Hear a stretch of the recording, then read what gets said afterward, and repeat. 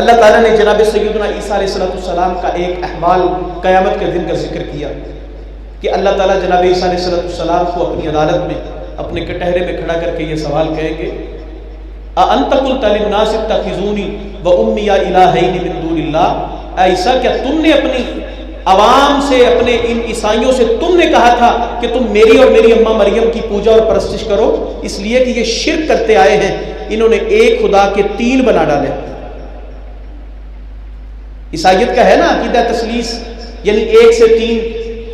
انہوں نے معاذ اللہ سیدہ مریم کو اللہ کی بیوی قرار دیا اور پھر سیدنا عیسیٰ کو اللہ کے وجود سے بیٹا قرار دیا۔ 7ویں پارے کی اسی پارے کے آخر میں جا کے ایک آیت آنے والی ہے، پھر اس عقیدے کے اوپر قاری ضرب قرآن کی اللہ تعالیٰ فرماتے ہیں وَلَمْ تَكُنْ لَهُ صَاحِبَةٌ، اللہ کی کوئی بیوی کوئی صاحبہ نہیں۔ کیا تم نے کہا ان عیسائیوں سے کہ تم میری اور میری اماں مریم کی پوجا پاٹ کیا کرو؟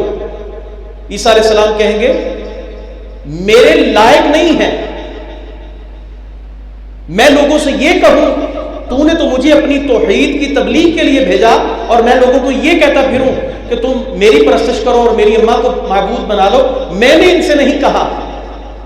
اب جب ان عیسائیوں کو ان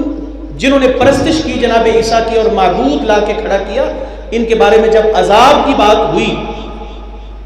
یہ آیات پڑھتے ہوئے ایک دفعہ نبی علیہ السلام، صحیح مسلم میں ہے، نبی کریم علیہ السلام ان آیات کو پڑھ رہے ہیں، تہجد کا وقت ہے، رات کا قیام، آپ علیہ السلام نماز پڑھ رہے ہیں، ان آیات کو تلاوت کر رہے ہیں۔ جب اس آیت پہ پہنچے ان تعذبہم فإنہم عبادک وإن تغفر لہم فإنک انت العزیز الحکیم،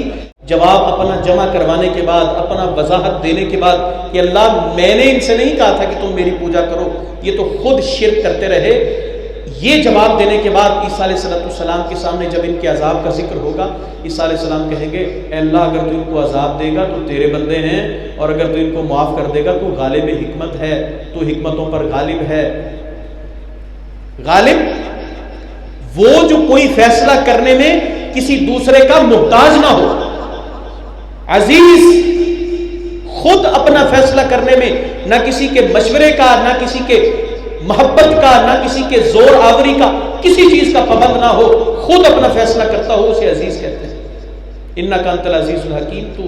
بیہائنڈ دا سین جو ریزنز ہیں ان حکمتوں کو بھی جاننے والا ہے اور تو غالب بھی ہے۔ نبی علیہ السلام یہ آیت پڑھتے رہے، تمام رات روتے رہے،